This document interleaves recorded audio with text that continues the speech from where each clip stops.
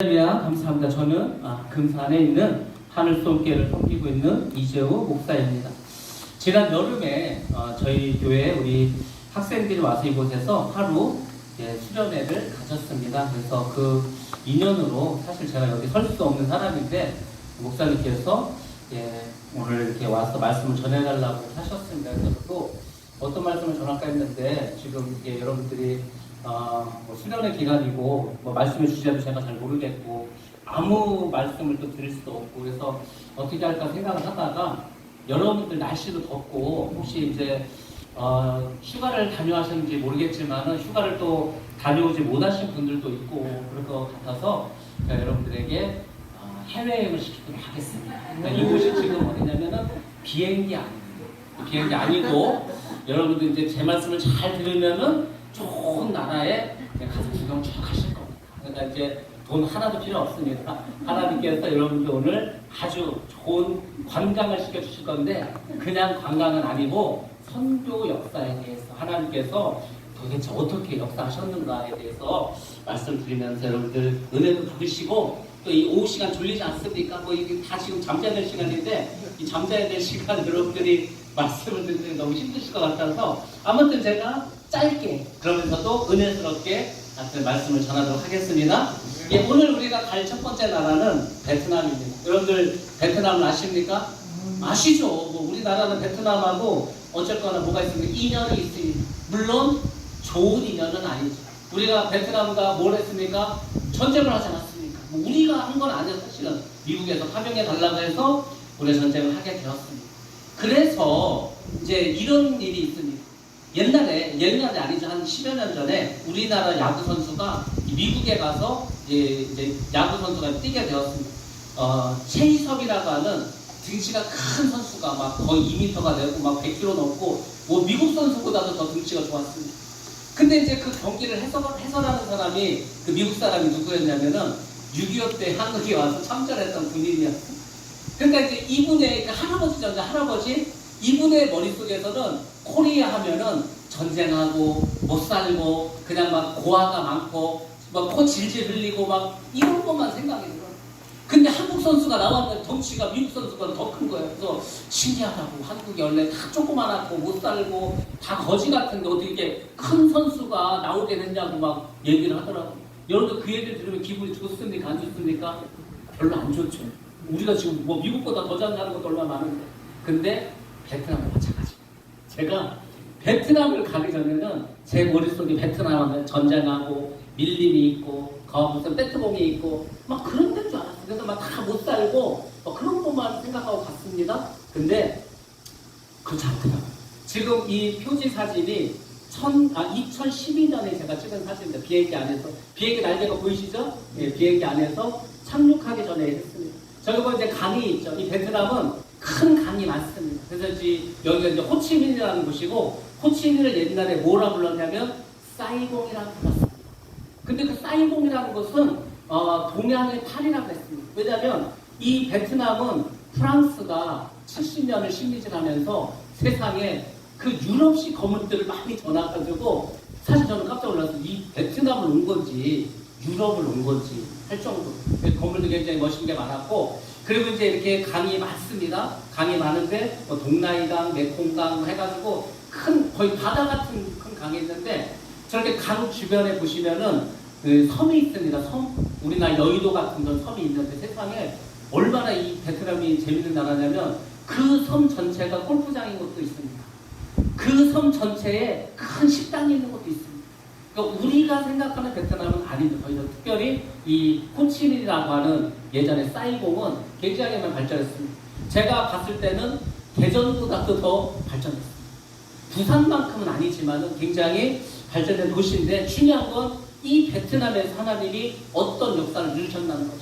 우리는 기본적으로 생각합니다. 베트남은 공산주의 국가다. 그리고 거기는 당연히 불교가 많죠. 불교가 많은 국가니까 기독교하고는 뭔가 좀 안 어울리고 여기 과연 교회가 있을까 생각이 들죠. 근데 우리의 생각을 하나님께서 아주 깔끔하게 깨뜨리셔서 이곳에서 하나님이 역사를 많이 하셨습니다. 자, 그것에 대해서 하나씩 알려드리겠습니다. 먼저 이제 베트남의 현황에 대해서 말씀드리겠습니다. 베트남은 우리가 잘 아는 것처럼 국명은 베트남이고 사회주의 공화국입니다. 그 얘기는 공산주의 국가라는 거죠. 근데 여러분들 이것도 우리가 상식을 깨뜨리는 거예요. 제가 베트남 가서 놀란 게 뭔지 아십니까? 베트남 사람들이 우리보다 돈에 대해서 더 치열합니다. 왜냐하면 말은 공산주의 국가인데 얘네들이 개혁개방을 한 거예요. 중국이 개혁개방에서 얼마나 잘 살리겠습니까? 그러니까 얘네들이 야 우리도 그러면은 개혁개방 하자는 거예요.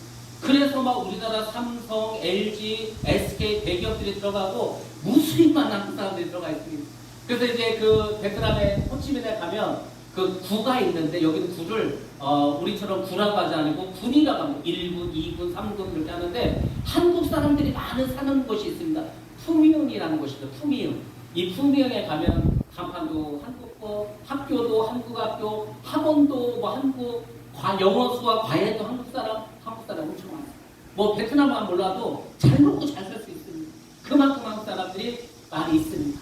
그리고 수도는 이게 만약에 베트남이 이 민주주의에서 통일을 했다면 호치민이 수도가 됐을 텐데 어떻게 됐죠? 북한의 그 북쪽에서 공산당들이 통일했기 때문에 공산당의 수도인 저 북쪽의 하노이가 현재 수도입니다. 뭐 우리로 굳이 치자면 평양과 같은 곳이 현재 수도고 그렇지만 역시 가장 큰 도시는 호치민입니다. 1945년 9월에 프랑스로부터 독립을 합니다. 우리나라는 1945년 8월에 독립을 했죠. 그래서 이제 거의 비슷한 시기에 이제 독립을 하게 되었고 통일을 언제 했냐면 1975년 4월 달에 이때 월남이 패망을 합니다.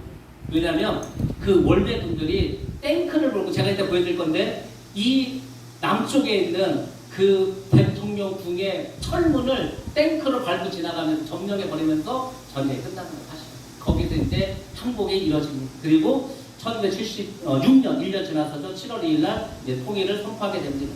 면적은 어떻게 되냐면 우리 남한 한 5배 정도 되고 한반도, 북한과 남한 합친 그 한반도의 약 1.5배, 우리나라보다는 굉장히 좀 큰 나라고 인구도 거의 1억에 가깝습니다. 지금 9,885명인데 작년 기준인데 이제 거의 1억이 되었고 그 다음에 중요한 것은 민족이 53개의 민족이 있습니다. 제가 어렸을 때는 우리나라를 뭐라고 했냐면 단일민족이라고 해요. 단일민족. 그러니까 우리는 배달민족이라는 거예요. 그러니까 한 민족은 그냥 우리 한 민족만 사는 그런 나라라고 했어요. 근데 그게 참 당연하다고 생각하지 않았습니까? 근데 이제 이 베트남에 가면은 물론 베트남 안에도 주력이라는 민족이 있어. 근데 이 베트남도 북쪽에 가면 산이 많습니다. 물론 남쪽에도 이제 산이 있는데 그 산악지대는 소수부족들이 사는 소수부족. 그 얘네들은 베트남 말을 못해 있다. 자기네 나라 말을 못하고 자기 부족어만 안 돼요. 쉽게 말해서 우리가 제주도에 가려면 좀 제주도 말 어렵지 않습니까? 뭐 그런 식입니다. 근데 그런 소수부족이 53개나 있다는 거예요. 우리나라도 사실 지금 단일민족이 아니죠.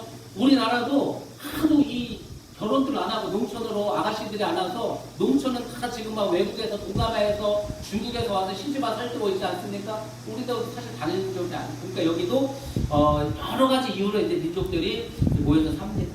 1인당 국민소득이 한 만 불이 넘었죠. 11,600불 2021년 기준인데 조금 더 올랐을 겁니다. 베트남이 가면은 우리나라 거의 한 2010년대 정도까지 올라온 거예요. 굉장히 많이 발전되어 있고 어떤 면에서는 뭐 유럽과도 비슷한 그런 게 있고 그 다음에 우리가 조금 눈여겨볼 게 뭐냐면 베트남에는 석유가 납니다. 석유가 나서 베트남이 석유를 수출합니다. 그래서 베트남 경제에서도 석유를 수출해서 얻는 돈이 굉장히 많습니다.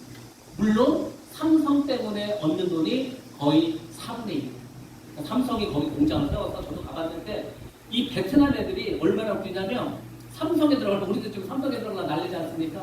걔들이 삼성에 들어가려면 일단 대학도 잘 나와야 되고 한국말을 했습니다. 한국말 해서 한국말 학원에 가면 얼마나 웃기냐면 학생들이 이만한 면적이 한 200명이 그러니까 이 책상도 아주 요거보다 더 요 반쪽 되는 넓이에 조그마한 책상에 책 하나 얹어놓고 4명, 5명이 다다다닥 앉아가지고 여기서부터 저것까지 다 학생이에요.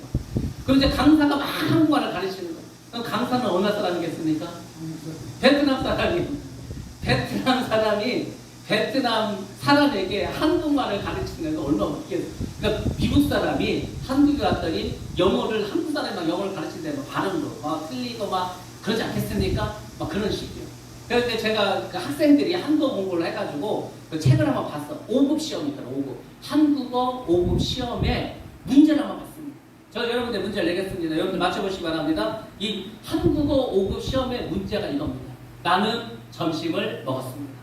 나는 그리고 커피를 마셨습니다.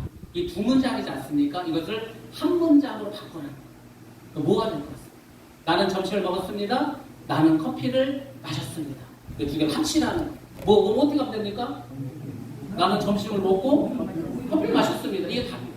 그러니까 우리 볼 때는 아무것도 안 해요. 근데 걔는 그게 5급 시험입니다. 5급 시험.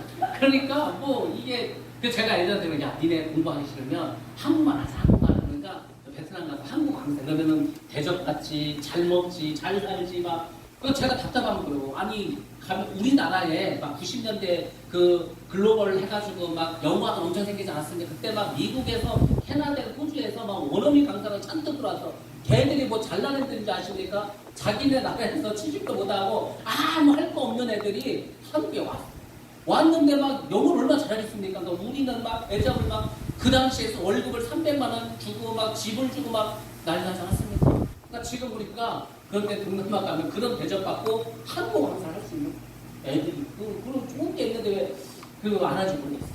자 아무튼 경제 그렇고 그 다음에 이제 중요한 또 생산량을 보면은 이 나라가 커피 생산량이 세계 1위, 2위를 왔다 갔다 합니다. 어떨 때는 1위고 어떨 때는 2위고 우리가 생각할 때 그 베트남 사람들이 뭔 커피를 이렇게 먹을까? 커피 농장이 어마어마하게 많습니다. 그 베트남에는 유명한 커피가 있습니다. 무슨 커피가 있죠? 아메리카노 뭐 우리나라도 많습니다. 베트남에 특히 유명한 거 루아 커피라고 해서 루아 커피 뭔지 아십니까? 고양이 똥 커피. 고양이 똥 커피 모르십니까? 이게 뭐냐면은 그 사양 고양이라고 있어요. 이거를 그 밀리메달에 덫으려고 잡아가지고 어떻게 하면 가두어서 그 얘네한테 커피를 계속 먹이는 그 커피를 먹으면 얘들이 똥을 싸지 않습니까? 근데 우리가 먹는 커피 사실 그 씨를 먹는 거야. 씨 열매가 아니라 그러니까 걔들이 커피를 먹고서 그냥 그 열매는 소화를 하고 똥을 싸면 똥 속에 그 커피 그 씨가 나와. 그러면 그 씨를 이렇게 해가지고 그거를 볶아가지고 먹으면은 향이 납니다. 제가 볼 때는 찌는데요 사실은. 근데 그게 6,000원. 아니 다른 커피 1,000원이면 사 먹는데 6,000원과 비쌉니다. 그래서 뭐 그런 뭐 고양이 똥 커피, 다람쥐 똥 커피 해가지고 막 맞습니다. 그리고 일반 이런 커피는요 어마어마하게 많아요. 얘네들이 우리하고 생활의 패턴이 다릅니다. 베트남에서는 아침에 일어나면 우리가 볼 때 뭐 쌀국수 먹을 것 같아요. 물론 쌀국수도 없지만 그렇지 않습니다. 프랑스가 70년, 80년을 식민지했다는 것은 두세대를 했어요. 두세대면은요 이 생활의 패턴이 바뀝니다. 아침에 일어나서 바게트 빵 사다가 커피 마십니다. 쪄내려고 해야 돼. 자, 아무튼 이건 이따 보여드리도록 하겠습니다. 그래서 커피가 1위 내지 2위. 그래서 베트남 가면은 엄청나게 커피가 많고 우리가 베트남 갔을 때 가장 많이 사오는 선물도 커피입니다. 특히 유명한 커피가 G7이라고 있어요. 이 커피는 쉽게 말하면 이제 우리로 치면 믹스 커피인데 굉장히 달달하면서 고소합니다. 아주 한국인 맛에 잘 나는 커피가 있어요. 우리나라는 이제 지금 많이 수입해서 먹고 있는데 커피 많이 하고 그 다음에 쌀 생산을 해서 수출하는 것도 역시 세계 2위입니다. 잘 산다니까요. 왜 잘 사는지 또 하나 알려드릴게요. 왜 쌀을 그렇게 많이 농사질 것 같은데 베트남이? 일단은 땅이 넓죠. 그 다음에 이제 여러분도 혹시 베트남 가서 차를 타고 쭉 이제 가면 이상한 게 있어요. 뭐가 이상하냐면 이 남쪽은 1년 내내 여름, 겨울에 가도 27도, 28도 맞아요. 추워도 25도예요. 그리고 그 밑에는 다 이게 평야입니다. 그러면 이제 차를 타고 고속도로를 가다 보면 모내기를 하고 모내기를 하고 있어요. 또 이제 차를 타고 계속 가면은 어디는 추수를 하고 있어요. 추수를. 또 이제 또 쭉 가면은 거기는 벼가 잘 자라고 있어요. 1년에 3호잖아요. 그러니까 뭐 심어. 그래서 이제 추수해. 또 이제 가는 거 또 해. 그러면은 지력이 약해지지 않을까? 아니면은 그 무슨 뭐 병충해가 많지 않을까? 입도열병 뭐 이런 거 생기지 않을까? 걱정 안 해도 되는. 얘네들은 오리 부대가 있어요. 오리 부대. 오리가 얼마나 많냐면 상상을 초월합니다. 그래서 이 오리 주인들이 자기 오이를 구별하기 위해서 자기 오리에는 낙하치를 하는 거예요. 그래서 빨간색, 노란색, 파란색 해가지고 오리를 수만 마리를 가지고 있는. 그래가지고 이제 벼가 좀 자라서 이제 거기 벌레 생기지 않습니까? 그러면 자기 집 오리들 쫙 풀어. 그러면 거기서 벌레를 다 잡아먹어. 그래서 이제 걔들 모아놓고서 벌레 먹었으면 뭘 해야 되는데? 싸야죠. 뭘 쌉니까? 또 뭘 쌀까? 그럼 똥이 뭐가 되는 거야 또? 필요가 되는 거야, 필요가. 그래서 뭐 이거는 농약을 칠 것도 없고, 비료를 따로줄 것도 없고, 다 잡아먹으면 빼가지고 다른 놈 보내고, 그렇게 하는 거예요. 그래서 베트남은 닭은 비쌉니다. 이 닭이 키우기가 진짜 않아. 사료도 없고, 닭은 비싸고, 오리는 쌉니다. 우리가 반대죠. 그러니까 이게 나라가 다르다는 것은 여러 가지로 하여튼 이게 특색이 있습니다. 자, 그 다음에 아무튼 후추가 또 세계 1위입니다. 이 후추를 우리는 가를 거나 말린 거만 먹지 않습니까? 지금 이게 가면 후추 나무가 있어요. 후추에 이게 후추가 나무에 조그만 동글동글하게 길쭉하게 해서 우리나라로 치면은 이렇게 뭐가 있을까? 하여튼 그렇게 나오면 그걸 따. 그러면 이제 한 줄기에 후추가 한 20개 정도 달려있어요. 그러면 그거를 식용유도 그냥 볶습니다. 볶아서 먹어. 그럼 되게 맛있어요. 그 후추가 세계 2위. 후추. 그래서 이 베트남 후추도 굉장히 유명합니다. 뭐 이런 것만 하다 시간 다 걸릴 수 없으니까 빨리빨리 가겠습니다. 종교를 한번 보여주겠습니다. 불교가 80%입니다. 그리고 얘네들도 뭐가 있냐. 우리하고 똑같아요. 무당 같은 무속신앙과 토착신앙이 있어요. 그래서 불교와 이런 뭐 토착신앙이 합쳐져 거의 한 80% 되고 카톨릭이 있습니다. 왜 카톨릭이 있겠습니까? 카톨릭이 한 5%, 한 7%, 8% 되는데 카톨릭이 있는 이유는 프랑스 식민 집중합니다. 그래서 이 호치민 시내 안에 굉장히 유명한 그 성당이 제가 이따 보여드릴 건데 마리아 성당이라고 굉장히 크고 아름다운 그 성당이 있습니다. 그리고 그 호치민에서 한 20분 정도 가면은 조그만 시골이 있는데 거기에 또 천주교를 믿는 사람들이 많습니다. 왜냐면은 이 공산당에 들어와서 천주교 신자들 다 내쫓았어. 거기 이 도시에서. 그래서 가 살고 그럼 기독교는 얼마나 되는가? 기독교가 한 전에는 1%도 안 됐습니다. 근데 지금은 한 3% 넘어서고 있습니다. 그래서 기독교도 계속해서 부흥하고 있다. 여러분들이 아시면 좋겠습니다. 자, 다음 번 이제 사진 보여드리도록 하겠습니다. 자, 지도를 한번 보시겠는데 우리가 이제 있는 맨 끝에가 이제 베트남 오른쪽, 그 다음에 캄보디아, 태국, 미얀마, 라오스 이렇게 있습니다. 우리나라에서 비행기 타고 한 5시 반 정도 비행을 하시면은 갈 수 있는 곳이 바로 베트남입니다. 그래서 이제 위쪽하고 아래쪽하고 띠쪽하게 바다를 다 접하고 있죠. 베트남이고 조금 더 자세히 보시면 이제 남쪽인데 이 남쪽에서 가장 큰 곳이 역시 호치민 가운데 있죠. 그 저쪽에 보면은 달랏이라고 있습니다. 달랏. 우리나라 사람들도 굉장히 여행객이 많이 가요. 얼마나 많이 가냐면 저 달랏에 우리나라가 뭐가 생겼습니까? 직항이 생겼어요. 예전에는 무조건 다 호치민으로 가. 그리고 호치민에서 달랏까지 갔습니다. 근데 지금은 저 달랏으로 가는 직항하는 비행도 많이 생겼습니다. 저 달랏이 어떤 식이냐면 우리나라에 대관령 있지 않습니까? 대관령 날씨가 어때요? 선선하지 않습니까? 선선하지. 이 베트남이라는 나라가 지금같이 여름에 가면 어떤지 아십니까? 40도, 40도. 아침에 한 6시쯤에 눈을 뜨면은 32도. 그때부터 온도가 계속 올라가지고 대낮이 되면 40도가 됩니다. 근데 얘네들은 우리랑 다른 점은 뭐냐면 이게 공기가 깨끗하니까 햇빛을 맞으면 이 살이 따갑습니다.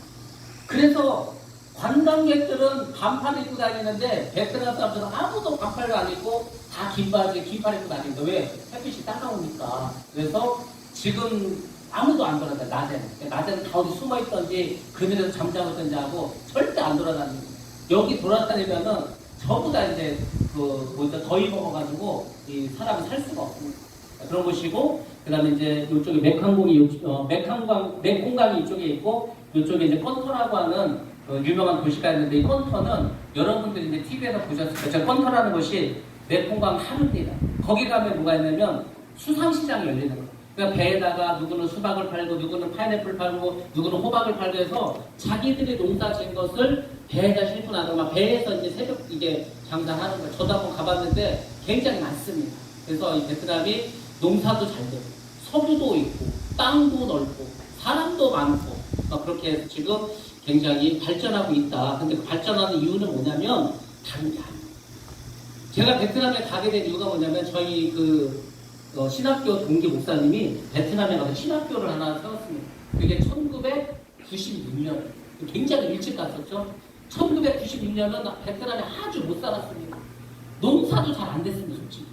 그게 신기하고 농사도 안 되고 다 거지처럼 살고 이따 건물 보여드리겠지만 우리나라 거의 60년대 70년대 건물이에요. 근데 신기하게 그 베트남이 개혁 개방을 하면서 교회를 받아줬어요. 왜냐하면 미국은 교회를 안 받아주면 도와주진 않습니다.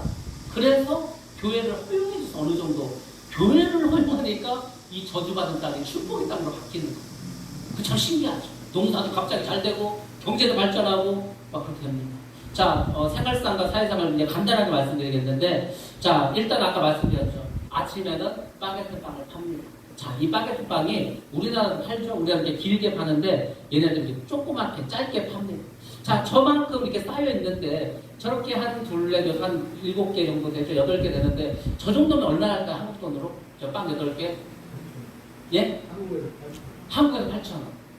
8,000원 넘는데 지금 한국에서. 예. 얼마 정도 할까요? 베트남에서는? 예. 1,300원. 이게 한국 사람이 베트남 보면은 좋은 점이 많아요. 물가도 싸고 좋습니다. 예. 그래서 아침에 저 바게트빵하고 근데 저게 굉장히 맛있는 게 밀가루하고 소금하고 몰라요. 근데 저걸 만든 사람들은 100년이 넘었어요. 그래서 이제 빵을, 그렇죠. 지금 뭐 프랑스 식민지들이 80년 살고 프랑스 식민지들이 48년에 독립했으니까 100년이 넘어서 100년이 넘은 빵집이 있어. 근데 뭐 이제 큰 빵집이 아니고 동네 빵집. 그 동네 우리나라로 치면 뭐 대포집 같은데 이런 데서 그걸 파는데 굉장히 바삭바삭하고 맛있어. 근데 저 빵의 특징이 뭐냐면 아침에 먹으면 겉은 바삭하고 속은 부드럽고 근데 한 서너 시간 지나면 눅눅해져서 못 먹습니다. 습기가 많아서. 그러니까 사가지고 바로 커피나 그런 걸로 먹으면 됩니다. 그 다음에 역시 이제 베트남은 뭐니 해도 뭐죠? 쌀국수입니다. 쌀국수. 이 쌀국수가 얼마나 맛있냐면 우리나라 무슨 뭐 그 잔치국수하고는 이게 게임이 안 돼요. 왜냐면 육수가 있잖아요. 육수가 저기도 소고기 육수, 닭고기 육수, 돼지고기 육수를 써요. 합치기도 하는 거예요. 근데 이 육수를 어떻게 하냐면은 24시간, 48시간 계속 달이는 거예요. 그러니까 뭐 냄새도 하나도 안 나고요. 반찬도 필요 없어. 그러니까 면이 뭐죠? 일단은 쌀국수니까 쌀이야, 쌀가루. 쌀가루니까 밀가루처럼 소화가 안 되고 이런 것도 없습니다. 그 뒤에 보면은 이렇게 귤같이 생긴 거 있죠? 그걸 반을 잘라서 이렇게 짜서 넣기도 하고 그 다음 여기는 뭘 넣어 먹냐면은 우리나라는 콩나물 먹지만 다른 나라는 뭐를 먹죠? 숙주를 먹고 그 숙주를 넣어서 먹습니다. 콩나물은 우리나라만 먹습니다. 우리나라 다른 나라 안 먹습니다. 그래서 숙주를 넣어서 먹으면은 그냥 한 끼 든든하고 하여튼 잘 먹었으니까 베트남 가면은요 살쪄서 옵니다. 베트남은 잘 먹어서 이제 걔도 먹는 거 얘기합니다. 그 다음에 이제 이거 얼마나 맛있겠어요. 이게 튀김인데 만두같이 생기고 땅콩도 들어있고 고기도 있고 그래서 이제 그 옆에 소스 찍어서 먹으면은 굉장히 맛있어요. 물론 우리나라에도 지금 이렇게 베트남식 식당이 많이 생겼지만은 사실은 훨씬 맛있다. 그럼 저건 얼마 정도 할 것 같아요? 저거 지금 그 정도면은 한 2,300~400원. 그러니까 한국 사람들은 행복한 10,000원만 있으면 4명, 5명 가서 먹고 싶은 거 맛있는 거 이렇게 얼마든지 먹고 옵니다. 물론 관광객들이 가는 게 아니고 현지인들이 가는 거예요. 저는 그 선교사님이 그 동기 목사님이 그 현지인들 사는 마을을 하기 때문에 이 관광객들이 가는 식당이 간 게 아니고 현지인이 가요. 근데 거기가 훨씬 맛있는 곳이 많이 있습니다.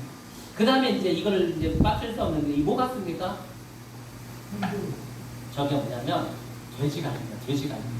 돼지갈비인데 쌀이 그러니까 밥이 있고 밥 위에 저 돼지갈비 이렇게 한 덩어리가 이건 지금 이제 점심에 먹습니다. 쌀국수는 뭐 아침에 먹을 때가 많고 뭐 물론 점심에도 먹지만 그리고 이제 저희 국물은 닭고기 이제 육수고 그 옆에 있는 건 우리로 치면 뭐 고추장 같은 건데 세상에 이 돼지갈비가 밥하고 해가지고 얼마 정도 하냐면 1,400원 정도 하는데 이 갈비 굉장히 맛있습니다. 일단은 양념을 잘하고 숯불로 구워 해가지고 하여튼 낮에 이 사람들은 숯불에 지들 직접 이렇게 구워서 팔기 때문에 역시 굉장히 맛있습니다. 그러니까 하여튼 베트남을 먹는 거는 대단합니다.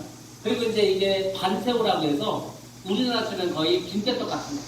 근데 이 속에는 아주 맛있는 게 있는데 뭐가 들어갈 것 같습니까? 고기를 다져서 넣기도 하고 채소를 다져서 넣기도 하고 그리고 꼭 새우가 들어갑니다. 그래서 이렇게 잘라가지고 그 다음에 이제 이 채소들하고 같이 이렇게 찍어서 먹으면 굉장히 역시 맛있다 보시면 되고 이게 바다가 많으니까 이게 꽃게 같은 것도 찌겨서 먹고 저도 한국에서 비싸서 못 먹은 랍스타를 베트남 가서 처음 먹었는데 그때 랍스타 5마리 물론 새끼였지만 5마리가 100만 동이었어요. 100만 동. 우리 100만 동 하면 100만 원이나 하는데 100만 원이 아니고 한국 돈하고 베트남 돈은 20분의 1로 이렇게 하시면 됩니다. 그러니까 100만 동이면 한국 돈 얼마예요? 안 계산 안 되시나? 20분의 1? 5만 원이죠. 5만 원. 5만 원이면 아까 뭐랬죠? 바닷가재 랍스타를 먹을 수 있을 만큼 이렇게 굉장히 같은 요리도 많고 가격도 싸고. 저 혹시 파란 거 지금 뭔지 아십니까? 저게 동남아 고수입니다. 그러니까 이제 한국 사람 중에서 먹는 사람, 못 먹는 사람이니까 못 먹는 사람은 여전히 뭐 저도 아직도 못 먹을 것 같아요. 그 냄새 때문에. 그래서 고수도 있고 그다음에 이제 이렇게 새우튀김도 있고 역시 동남아니까 뭐가 유명하겠습니까? 과일이 유명하죠. 과일. 저 큰 거 제가 가시 달리게 보겠죠? 저게 두리안이라는 겁니다. 근데 이 두리안은 무슨 냄새가 나죠? 예, 똥 냄새가 납니다. 그래서 저거는 그냥 못 먹는 사람은 못 먹어. 그래서 처음 배울 때는 저걸 냉장고에 넣어서 얼려버려. 원래 냄새 하나도 안 나게 해서 이렇게 떠먹어. 그래서 이제 맛을 익히게 되면 먹는데 저 두리안은 베트남에서도 비쌉니다. 2, 3만 원 합니다. 우리나라도 되게 비싼 과일이죠. 고급 과일이고 그 다음에 보시면 그냥 일반 과일까지. 근데 이 베트남 과일의 특징이 뭐냐면 여기도 사과가 있습니다. 사과가 있는데 베트남 가서 절대 사과를 사 드시면 안 돼요. 왜냐면 김천 사과가 얼마나 맛있습니까? 딱딱하고 향도 좋고 그렇죠? 오래 보관해도 하는데 저기는 날씨가 1년 내내 여름이기 때문에 이 사과가 맛있으려면은 아침 저녁에 이 일교차가 커야 되겠고 그 다음에 여름과 겨울에 연교차가 커야 이 기온차가 많이 날수록 당분이 많아지는 과일이 이 사과인데 여기는 1년 내내 여름이요. 아침이나 낮이나 온도 차이 별로 없고 그러니까 사과를 먹으면 아무 사과 맛이 안 나요. 그러니까 차라리 물을 먹는 게 나아. 물을. 그 정도로 맛이 없습니다. 뭐 나머지는 이제 뭐 열대 과일인데 뭐 망고가 가장 흔한 것 같습니다. 우리 이게 감하고 좀 비슷한데 망고 같은 게 많이 있고요. 그리고 역시 이제 커피가 유명하다고 했으니까 이 카페가 굉장히 많고 커피를 뭐 아침, 점심, 저녁 뭐 하루에도 수도 없이 먹습니다. 자 이제 이게 뭐냐면 동네. 그 동네 우리나라가 막 슈퍼마켓이 생기고 큰 대형마트가 생기기 전에 우리 동네 뭐가 있었습니까? 옛날에 골목시장이라는 게 있지 않았습니까? 조그만 그 채소상 같은데 그런 게 있어요. 근데 이게 하루 종일 있는 게 아니고 아침에 한번 쓰고 또 저녁 때 한번 쓰고 이렇게 합니다. 문을 낮에는 상관없습니다. 그래서 이게 파는데 얘네들이 이제 옛날에는 뭐 냉장고도 없고 하지 않았겠습니까? 그리고 동남아 사람들은 기본적으로 많이 안 먹습니다. 먹는 양이 작고 그래서 뚱뚱한 사람이 없는 거예요. 많이 안 먹으니까 많이 먹고. 여기는 신기한 게 뭐냐면 우리는 뭘 사러 가면 뭐 1,000원어치, 2,000원어치 이렇게 사지 않습니다. 얘네들은 감자 하나, 뭐 고추 2개, 뭐 가지 하나, 뭐 무슨 그다음에 아까 보니까 숙주 뭐 한 주 뭐 이렇게 사. 그러면은 뭐 250원, 200원, 300원, 150원 그걸 다 계산을 해. 그러면 한 2,000원 정도면은 꽤 삽니다. 그래서 어차피 냉장고도 없으니까 필요한 만큼만 사서 그때그때 먹는 거예요. 그러니까 항상 신선하게 먹을 수 있겠죠. 이건 이제 돼지고기인데 이 돼지 지금 네 옆에 있는 게 돼지인데 이 돼지도 아침에 잡어 그래가지고 그걸 갖고 와서 그냥 원하는 부위를 이렇게 파는 거. 여기는 뭐 삼겹살이고 어디고 뭐 없습니다. 그냥 무조건 무게에 달아서 파는 거예요. 좋은 부위, 나쁜 부위가 없어요. 그래서 잘라서 이렇게 파는데 이 집을 보면은요, 우리나라 거의 60년대, 70년대 그런 집들이 원래 이거는 지금은 좋은 집들도 많이 있지만 이제 학교 문방구 같은 거죠. 그래서 이렇게 뭐 해서 근데 가면은 정감은 있어. 정감. 저도 막 여기 가면 어렸을 때 막 70년대 있지 않습니까? 그 70년대 온 것 같고 느낌이 그래서 굉장히 좀 친근감이 있고 정감이 있고 나름 좀 좋습니다. 그래서 옛날을 다시 한번 경험하고 싶고 나는 옛날 나라로 가고 싶다 싶으면은 여기 가시면은 옛날을 다시 경험할 수가 있습니다. 자, 그 다음에 뭐 다 옛날이라는 게 아니겠죠? 여기는 호치민시내 안에 있는 롯데마트입니다. 롯데마트가 있어요. 그러니까 한국 사람들이 하나 힘들지 않아요. 물론 롯데마트는 일반 무슨 시장보다 조금 더 비쌀 수 있지만 그래도 한국보다는 쌉니다.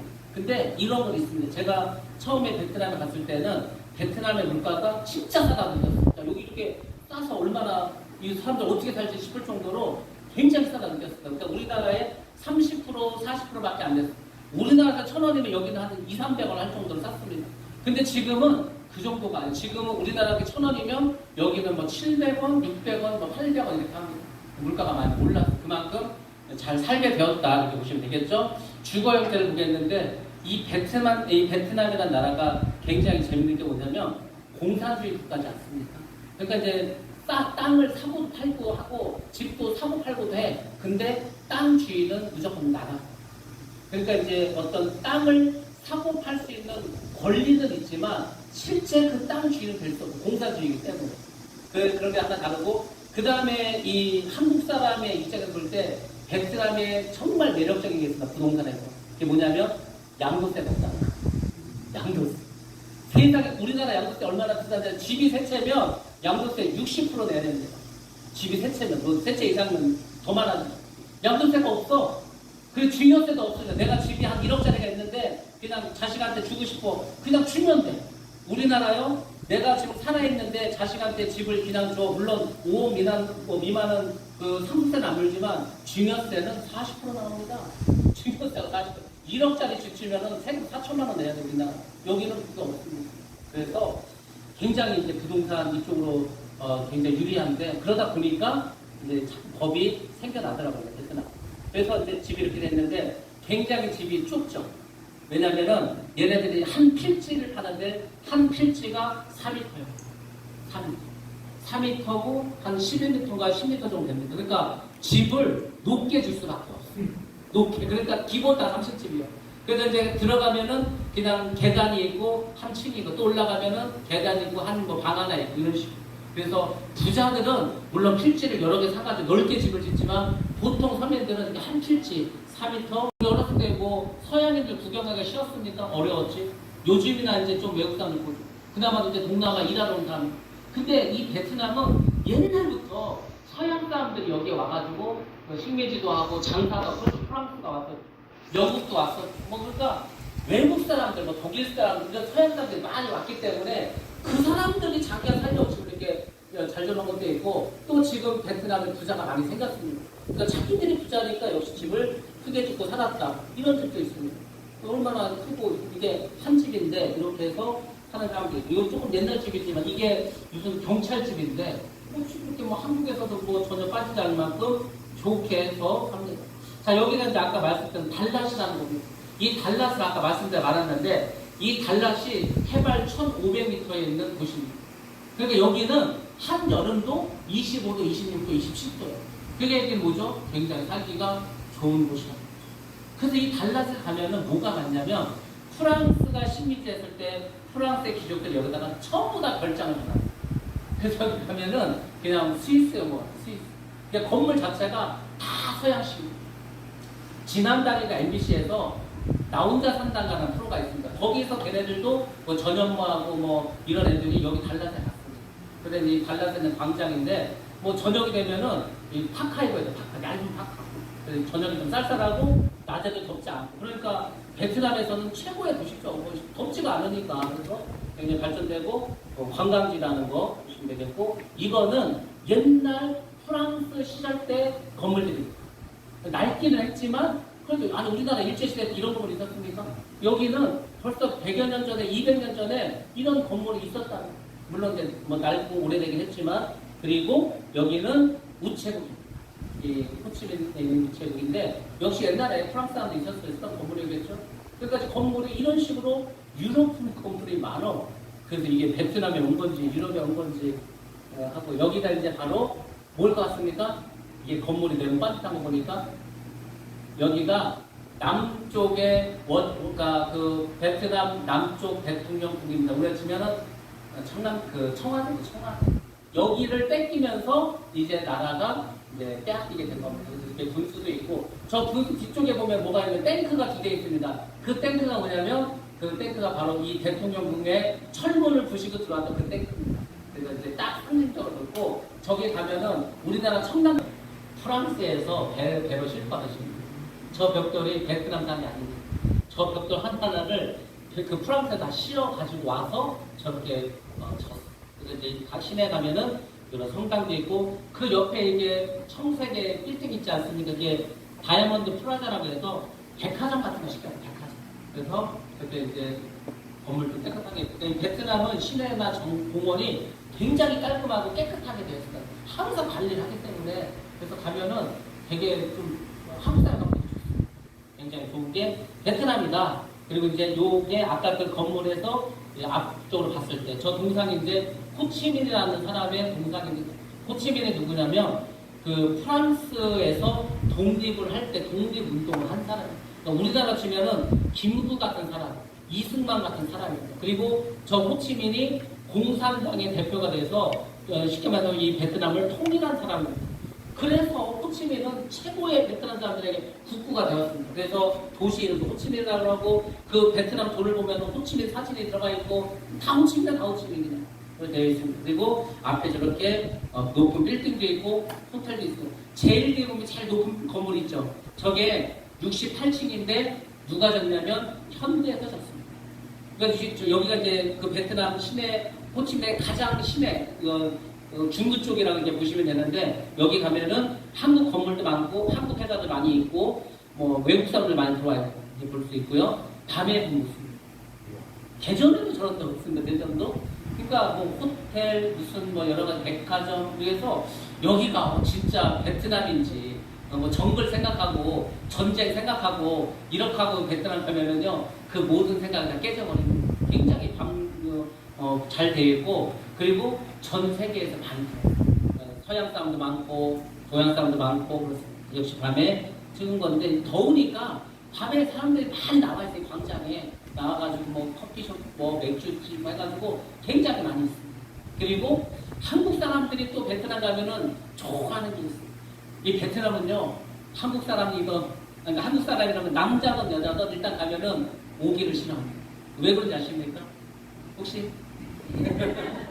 모기를 싫어하니까 옛날에 베트남 가면 안 오죠. 안 와. 왜냐면 너무 좋아서. 첫 번째 여자들부터 봤습니다. 여자들은 왜 베트남 가면 안 오냐면 우리나라가 베트남에 공장을 많이 세우다 보니까 한국에서 이제 거기를 파견을 해야 될까니까 파견? 파견해서 가. 그때 외국에 있으니까 일단은 명절 때나 아니면 시부모님 뭐 생일 때나 안 가도 돼. 외국에 나와 있으니까. 그러니까 여자들 입장에서는 너무 좋은 거야. 그 다음에 이 베트남은 덥기 때문에 집에서 밥을 안 해먹습니다. 아침도 나가 사 먹으면 되고 점심도 나가 사 먹으면 되고 싸니까 집 앞에 다 식당에 또 막 쓰기도 하고 그 밥은 안 해도 돼. 여자들은 하는 게 뭐냐면 아침에 일어나서 그냥 커피숍 가서 커피 마시는 거. 그리고 이제 수영장 가서 이제 실내 수영장 수영하는 거. 운동하고 또 싸. 그 뭐 특별히 시즌 때문에 스트레스 받을 것도 없어. 그러니까 너무 좋은 거예요. 그 다음에 남자들은 왜 좋아하는지 아십니까? 남자들은 가면은 저기에 마사지 샵이요. 엄청나게 많습니다. 걔네들이 한국 사람들 얼마나 많은지 어지간한 한국말 다 해. 근데 그 마사지가 90분 정도 해서 1시간 반 하는데 한 17,000원이에요. 17,000원이면 머리부터 발끝까지 손톱 하나 발톱 하나까지 다 이렇게 마사지를 해줍니다. 그러니까 정말 시원해. 그러니까 막 몸이 찌푸둥하다. 그냥 마사지만 받는 거. 근데 그게 뭐 17,000원이면 그러니까 물가도 싸지. 마사지도 많지. 한국은 그 정도면 6, 7만 할 거 아닙니까? 그러니까 너무 좋은 거야. 막 돌도 없고. 그래서 한국 사람들이 여기 가면은 올 생각 안 해요. 저는 그냥 뭐 선교를 하러 가고 수업을 하러 갔으니까 그렇지만은 그냥 뭐 사업을 하는 사람들은 어지간하면 한국에 안 올라갑니다. 자, 이렇게 해서 이제 생활상을 말씀드렸고 여기가 뭐냐면 주택가입니다. 주택가. 그러니까 아까 시내 쪽일 때 빌딩도 많았지만 이런 주택가도 2층 집들이 많이 있어요. 여기는 이제 주로 누가 들어갔냐면 유럽 사람들이 살았던 곳이에요. 유럽 사람들이 여기 살다가 여기를 팔고서 신도시로 다시 들어갔습니다. 그런데 항상 유럽 사람들이 살던 곳은 그 다음에 누가 살았냐면 한국 사람들. 그래서 이 동네 지금 한국 사람들이 많이 있습니다. 2층 집이죠. 그래서 살아. 근데 집값은 비쌉니다. 생각보다. 뭐 시내 쪽은 굉장히 비쌉니다. 우리보다 월세도 훨씬 비쌉니다. 얘네는 전세가 없어서 월세 뭐 30평 정도 되면은 기본 한 150만 원 정도 해요. 월세가 비싸요. 원룸도 한 7, 80만 원 합니다. 이 시내 쪽에는. 그래서 뭐 주택가도 굉장히 집도 잘 돼 있고, 그리고 이제 이 뒤에는 아파트, 한국 대원에서 지은 한국 아파트고, 그리고 역시 이렇게 주변에 큰 강도 있지만 하천도 많고, 작은 하천도 많고 해서 물이 굉장히 많은 곳이다. 그런 비도 많은 곳. 여기 이제 조금 옛날 동네죠. 옛날 동네도 있고 여기가 바다가 가깝기 때문에 민물, 썰물의 영향을 받습니다. 그래서 이제 낮에는 물이 꽉 찼다가 저녁 되면 물이 또 쫙 빠져. 그러면 이제 뭐가 많이 기어다닐까 그 저녁에? 참개, 그 다음에 메기, 장어가요. 무슨 뱀 같은 거 엄청 큰 물로. 그냥 통발 보면은 장어가 한두 마리 그냥 들어가 있어요. 그런데 한국 사람 중학교 같은 거 통발로만은 잡아먹을 수 있으니까 천국에다 완전 이게 배만 하나 사놓으면은 그냥 뭐 고기도 엄청 잡아먹을 수 있고. 자, 생활상인데 아까 말씀드린 것처럼 베트남도 역시 불교 국가입니다. 그래서 저게 뭐냐면 불교 사찰이에요. 그래서 시내에 이런 큰 절들이 있습니다. 그러니까 중국의 영향을 많이 받아서 중국도 가면 맨 절입니다. 사실은 일본도 마찬가지로 일본의 기독교율이 1%도 안 됩니다. 사실 아무리 가도 교회가 없어. 근데 일본도 절은 굉장히 많습니다. 물론 신사도 많이 있고 불교 문화인데 역시 여기도 동남아이기 때문에 불교 문화가 제일 많다는 거. 불교가 있는가 뭐 다른 것도 있죠. 자, 그리고 역시 베트남 역시 뭡니까? 오토바이죠. 오토바이 그때들 오토바이 엄청 많습니다. 밤이고 낮이고 그러면 엄청 다녀. 그래서 오토바이 많이 있고 이제 퇴근 시간인데 그냥 꽉 차서 하여튼 엄청나게 많습니다. 뭐 애고 어른이고 남자고 여자고 노인이고 다 오토바이 한 대씩 있는 거 집집마다. 왜냐면은 차 가격이 비싸서 그렇습니다. 돈은 조금. 차 가격이 얼마나 비싸면 이렇게 비쌉니다. 얘네들은 자동차세가 얼마냐면은 100%입니다. 그러니까 내가 한국에서 3천만 원짜리를 샀어. 차를 세금이 3천만 원. 그러니까 차 세금이 비싸서 도저히 차를 살 수가 없어. 그래서 이제 오토바이를 타고 다니고 오토바이 뭐 워낙에 많으니까 다들 잘 타고 다닙니다. 그리고 이제 여기가 호치민에 있는 한국국제학교. 이거 뭐냐면 이제 한국 사람들 워낙 베트남 지금 많이 나가 있으니까 애들을 데리고 가야 될 거 아니에요? 근데 그 애들을 국제학교로 보내면은 거기도 한 달에 100만 원 내야 됩니다. 그러니까 이거는 한국 학교예요. 한국 학교. 한국 학생들이 한국에서 다니는 학교인데 건물을 이제 베트남으로 옮겨놓은 거예요. 선생님들도 한국에서 파견해서 갔습니다. 그러니까 한국하고 똑같이 똑같은 교과서 가르치고 얘네들 이제 수능을 봐야 됩니다.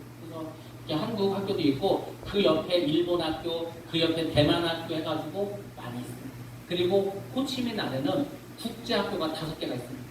호주, 독일, 캐나다 뭐 이렇게 해가지고 뭐 영국 했는데 거기는 영어로 수업을 하고 한 달에 학비가 100만 원 있습니다. 그러니까 부자가 많다는 거예요. 아니 외국인 학교가 한 도시 안에 5개가 있으니까. 그리고 호치민에는 1,200만이 삽니다. 서울보다 훨씬 더 넓고. 자, 그 다음에 이제 일본인 학교. 그리고 이거는 이제 베트남 학교고요. 그리고 아까 이제 보여드렸던 그 마리아 성당. 이 앞에 보면은 나무 뒤에 마리아 이렇게 우상이 마리아 성당이라고 하고 벽돌은 프랑스에서 가져와서 졌다. 자, 이게 뭘 같습니까? 이 도움으로 된 것. 우리의 어떤 상식을 뺏기는 바로 이게 뭐냐면 교회입니다. 교회. 저 교회는 성도가 얼마 될 것 같습니까? 5,000명입니다. 호치민에도 개혁교회가 있습니다. 한인교회도 많습니다. 엄청 많습니다. 그러니까 한인교회는 얼마가 있는지 몰라. 너무 많아서. 근데 정부에서 허가해준 거는 10개밖에 없습니다. 나머지 다 불법이에요. 그래서 호치민 경찰들이 심심하면 한 번씩 이제 가가지고 추방한다고 막 이렇게 겁을 줘. 돈을 주던지 막 해갖고 이렇게 넘어가고 막 합니다. 뭐 그렇게 되어 있고, 그 다음에 여기가 시내로 들어가는 이제 고속도로입니다. 도시 안에 이제 고속도로가 있고, 여기는 한국인이 운영하는 영어학원입니다. 영어학원. 그러니까 호치민에 살아도 한국 애들은 영어를 배워야 돼. 그래서 이제 영어학원이 있는데 뭐 버스도 저렇게 많습니다. 저기 아까 말씀드린 수비역에 있는 건데 한국 사람들이 워낙 많으니까 한국인을 상대로 하는 학원이 저렇게 건물도 큽니다. 완전 학교처럼 이렇게 되어 있고요. 자, 이제 지금부터 이제 교회 쪽 얘기를 하겠습니다. 여기에 이제 우리가 주일 예배를 드리는데 주일 예배를 베트남 사람도 오고 한국 사람도 오고 같이 드립니다. 그리고 이 건물은 신학교 건물입니다. 신학교 강의실인데 주일날은 이제 수업이 없으니까 여기서 이제 예배를 드립니다. 근데 지금은 이 신학교를 이 현지인들한테 많이 이렇게 넘겨줬어요. 그래서 한국 사람들은 더 이상 여기서 예배를 드리지 않습니다. 이제 한국 사람들 같이 드렸다가 됐고요. 그 다음에 이게 이제 뭐냐면은 그 우리 선교사님이 처음에 베트남에 갔어요. 처음부터 뭐 신학교하고 이러진 않겠어요. 처음에는 이렇게 이제 그 집에 이제 베란다 같은데 이렇게 가서 이렇게 같이 예배를 드렸습니다. 근데 이제 여기 이렇게 앉아있는 그 젊은 우리 아가씨들이 누구냐면은, 저 2명은 이제 자매인데, 아까 말한 달랏에서 살았습니다. 달랏에서 뭘 했었냐면은, 아버지는 박수무당이에요. 엄마하고 그 큰딸은 그 시장에서 뭘 팔았냐면은, 두제 옷을 받았어. 두제 옷.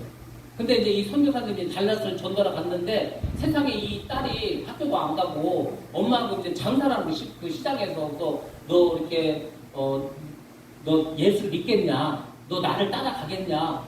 그래가지고 따라간다고 해서 얘를 호치민에 데리고 왔어요. 근데 그게 정말 하나님의 축복이었습니다. 어떻게 된지 아십니까? 이 딸의 아버지는 목사님 됐습니다. 박수부장인데 그 집이 교회가 됐습니다. 그리고 그 집이 아까 말했던 여기 있는 달랏은 산 쪽에 있기 때문에 소수부족입니다. 소수부족 신앙에서 신앙을 했습니다. 근데 그 한 학기 동안 1학년 2학기 한 학기 동안에 사모님이 사고를 쳤어요. 어떻게 사고를 쳤냐면 사모님의 친구가 있는데 그 남편이 사업을 하는데 이 사람이 뭐라 했냐면 자기가 여의도에 좋은 아주 제일 큰 횟집이 나왔는데 거저 나왔다는 거예요. 이거 한 11억이면 산다는 거예요. 11억이면 사는데 이걸 사면은 돈 엄청 번다는 거예요. 그래서 세상에 이 대전에 있는 선교사님들 말도 안 하고 도장을 다 찍어줍니다. 근데 그게 이중계약. 그래서 횟집에 들어갔더니 다른 주인이 있는 거예요. 알고 봤더니 이중계약을 하고 도망가 버리고 11억을 다 날리고 96년에 11억은 엄청납니다. 근데 보시 바랍니다. 그 다음에 뭐가 있었습니까? IMF가 터졌어. 그래가지고 집을 하나 팔지도 못하고 그때 다 넘어가요. 그러니까 이분이 한국에 있을 수가 없는 집 다 날라가고 건물 다 날라가고 빚자게 돼버려가지고 그래서 도망간 게 베트남이에요. 그래서 베트남을 갔는데 거기서 신학교를 하게 하시고 세상에 저 자매를 만나게 해서 저 자매들이 한국 사람하고 살면서 베트남에서 한국말을 가장 잘하는 5손가락이 된대요. 한국 사람하고 20년을 살았으니까 한국말 얼마나 잘하겠어요. 대학도 한국어과로 보냈습니다. 저 동생은 대학을 한국으로 왔다는 거예요. 누가 이제 후원해가지고 그래서 뭐 돈도 많이 벌고 뭐 지금 엄청나게 뭘 받았어요. 아버지가 박수부 다녔다니까. 근데 목사님이 되고 딸들은 그 큰 딸 같은 경우는요 한 달에 1,000만 원도 넘게 벌어 한국 돈으로. 왜냐면은 한국 사람들이 가면 비자 내야죠, 사업하면 세금 내야죠. 전부 다 그거를 대행해주는 대행사를 해. 그래가지고 뭐 하나님이 엄청 복을 내려주셨어요. 근데 저 당시 저렇게 예배를 드는 저 당시에는 아무것도 아니었어요. 선교사님도 뭐 아무것도 없는데 집에서 저렇게 5명이 모여서 그냥 조그맣게 예배 드리고 이랬어요. 그러니까 보시기 바랍니다. 내 시작은 미약했으나 얼마나 미약합니까? 5명이 앉아서. 근데 저 5명이 큰 신학교 건물을 갖게 되고 다 지금 하나의 복을 주셔가지고 저 집안 얼마나 뭐 다 일단 무당이 또 목사님 됐으니까 하나님의 역사는 그렇게 이루어져요. 그래서 정말 어떻게 보면 베트남의 언더두와 같은 그런 지금 일을 하고 있습니다. 자 이제 우리가 예배드리는 모습이고요. 그리고 이거는 뚱다우라는 곳이 있는데 거기서 이제 제가 가서 집회를 인도했던 모습이고 여기가 이제 그 달랏에 있는 그 교회입니다. 그래서 이제 저 지금 통역하고 있는 그 선교사는 이제 둘째 며느리가 됐는데 자기 집이지 뭐 자기 집인데 교회가 되고 아버지는 목사님이 되고 저것이 이제 신학교로도 사용하고 있습니다. 달랏인데 계속 잘 발전하고 있고요. 그 다음에 여기가 이제 그 호치민에 있는 신학교입니다. 3층 건물인데 중요한 거는 저 신학교는 정부에서 허가를 받은 신학교예요. 그래서 저 신학교가 발전할 수 있었던 이유가 뭐냐면은 우리가 베트남에서 교회를 한다는 것도 베트남도 교회를 어떻게 하지? 공산주의 국가인데 그렇게 생각하지 않습니까? 근데 신학교를 해요. 물론 중국에도 신학교 많습니다. 전부 다 지하 신학교 몰래 하는 거. 저기는 십자가를 걸고 당당하게 합니다.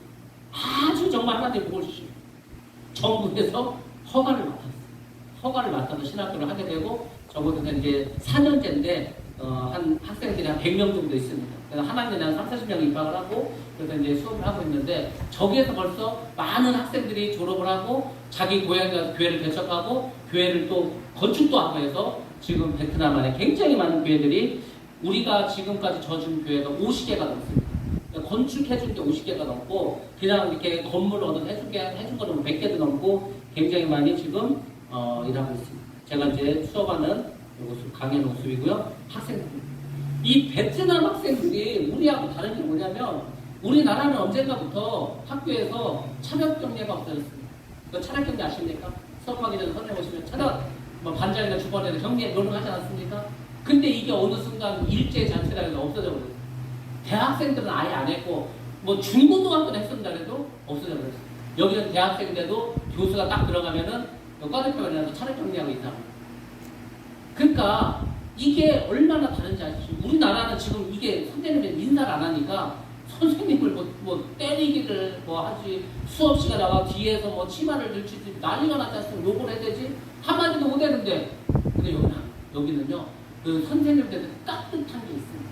정말 뭐 스승의 그림자도 안 받는다는 건 여기. 베트남은 스승의 그림자도 안 받습니다. 이유가 있습니다. 왜냐면 베트남은 동남아에 있지만 유교 문화거든요. 우리나라는 유교 문화. 그래서 우리나라에 베트남에서 아가씨들이 많이 오는 거예요. 왜? 유교 문화이기 때문에 가족에 대한 정이 있고 뭐 효도라는 것도 있고 하기 때문에 그렇습니다. 자, 아무튼 학생들이 이렇게 뭐 수업도 열심히 하고요. 그리고 신학교에 가서 제가 수업을 하고 그리고 이제 학생들을 가르치고 이런 일들을 쭉 했는데, 요거는 이제 제가 간증할 것이 있어서 이런 분들이 말씀을 드리는 겁니다. 사실은 제가 신학교는 나왔지만은 목사 안수를 한참 후에 나중에 이제 받게 됩니다. 왜냐면 저는 제가 생각할 때 목회를 내가 해야 될까, 아니면 나는 그냥 목회보다는 그냥 선교를 좀 하면서 하나님의 일을 하는 게 낫겠다 이런 생각을 해서, 사실 이제 신학교는 제가 일찍 갔지만 신학교를 갔지만 그냥 목회는 하지 않고 사실 학생들을 가르치는 뭐 그런 일을 했습니다. 그러다가 제가 이제 대학교 때 사실은 어디 가서 기도를 받았습니다. 기도를 받았는데 그분이 그 말씀 하시더라고요. 그 형제는 나중에 동남아에 가서 이렇게 말씀을 전한다, 선교를 한다. 쉽게 말해서 제가 나는 신학교에 갈 생각도 그때 없었을 때였는데 내가 무슨 동남아에 가서 뭘 할 건가, 어찌 보면은 참 말도 안 되는 얘기라고 생각을 했습니다. 근데 정말 제가 어디 가서 보니까 정말 베트남에 가서 이렇게 선교를 하고 있고 말씀을 전하고 있더라고요. 아, 정말 하나님께서 하신 말씀은 정말 하나도 1.1도 잘못됐거나 틀린 것이 없구나, 그것을 다시 한번 정말 생각하게 됐습니다. 그래서 하나님께서 제가 이렇게 신학을 하게 되고 사실 이렇게 하나님의 일을 하게 되는 것은 전부 다 하나님의 정말 뜻이 있었고 하나님께서 그렇게 하셨기 때문인 거지, 제가 원하거나 제가 뭘 원해서 했던 건 하나도 없습니다. 그래서 하나님께서 정말 큰 일을 이렇게 내려주시고 역사하셨다는 것을 제가 이 베트남을 보면서 항상 느끼게 되고요. 예. 그래서 이제 수업하는 모습들 이렇게 있고, 그 다음에 이제 수업은 뭐 학생들이 열심히 잘 들으니까 잘하고, 종강 파티 해서 이제 학생들 모여서 하는 거고, 졸업식입니다.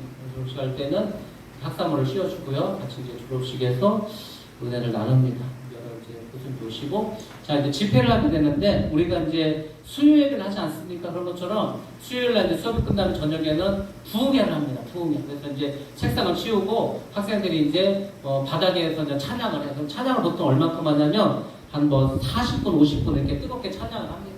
낮은 덥지만 저기는요, 뭐 그냥 기본적으로 35도 항상 이상이니까 늘 땀이 흘러가. 옷이 항상 젖어 있고 어쩔 수가 없습니다. 에어컨이 있는 것도 아니고. 그래서 참 힘들게 우리가 하는데 찬양팀이 있습니다. 그래서 찬양팀들이 열심히 찬양 인도를 하고요. 그리고 이제 제가 이제 설교를 이제 하겠죠.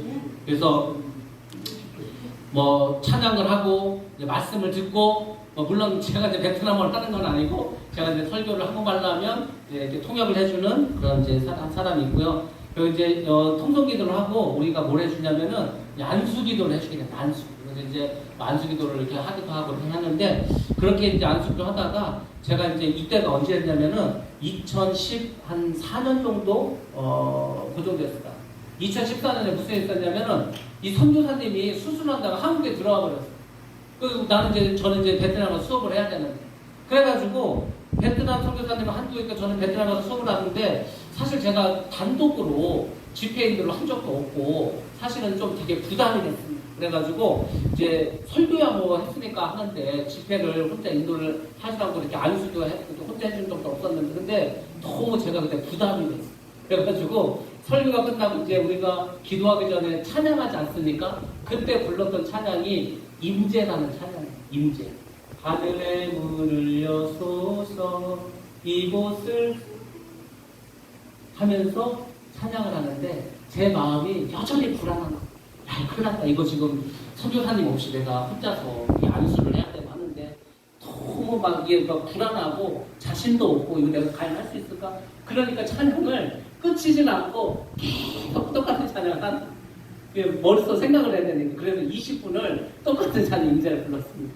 20분. 그리고 이제 마음을 딱 그래. 어차피 이렇게 된 거 하자. 하나님을 믿고 하나님 함께 하시기 원합니다. 하나님 도와주시기 원합니다 하고 저도 이제 이 뒤를 딱 돌았어요. 뒤를 돌고 이제 기도를 하고 기도를 받을 사람들은 앞으로 나오라고 이제 하고서 이제 마지막 찬양을 드리고 뒤를 싹 돌았어요. 그러면 이제 저는 이제 한두 명 정도 나와야 될 줄 알았는데 거기 있는 학생들이 전부 다 앞에 나오고 기도를 받는다고 나왔어요.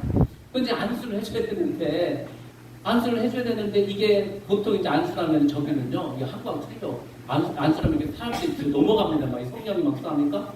근데 저는 처음 하는 거죠. 안수도 처음 하는데 혼자서 이걸 어찌게 해서 이제 첫 번째 사람을 붙잡고 10분 이상 그 사람을 붙잡고 하는 거야. 왜냐면 이 사람이 넘어가야 그 다음에 넘어가는데 안 넘어가. 그러니까 이거를 밀 수도 없고 그냥 넘어갔어. 그냥 속으로 이제 답답해 죽겠지. 이걸 어떻게 하지? 넘겨야 되나? 뭐 밀어야 되나? 그래서 10분 이상을 이러면 어땠어? 그런 막 회개가 나오는 거야. 하나님 믿음은 저를 용서해 주시고. 근데요, 몸이 찌릿해지더니 손이 막 따끔따끔해지는 거야. 그러더니 막 정말 전기 흐르는 것처럼 갑자기 이 사람이 쓰러지는 거야. 저도 느낌이 있었어. 그러더니 이제 그 다음 싹 했는데 그다음에 이 사람은 조금만 해도 그냥 넘어져. 그래가지고 거의 다 넘어갔어요. 거의 다 넘어갔어요. 다 넘어갔고 이거 끝날 뻔 했는데 찬양 팀들이 오는 거예요. 악기 연주한 찬양들 자기들도 해달래요. 자기들 안 해줘. 수다고 딱 썼어. 얘들은요 이제 완전 이제 성령 충만하지 않으니까 딱 쓰라고 하고 손이 이게 머리에 닿기도 전에 쓰러져. 머리에 닿기도 전에도 다 쓰러져 버리는 거예요.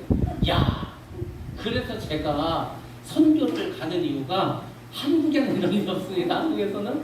근데 선교지에 가면은 역사가 경제가 벌어지고 우리 선교사님이 여기서 이렇게 큰 신학교를 할 수 있었던 이유가 뭐였냐면 이겁니다. 이분이 처음에 가서 아까 집에서 그렇게 이제 예배를 좀 했습니다. 근데 이제 어떻게 한국 사람이 왔다 하니 그때는 한국 사람이 이렇게 베트남 사람들 사는 그런 동네에 사는 사람도 거의 없었어요.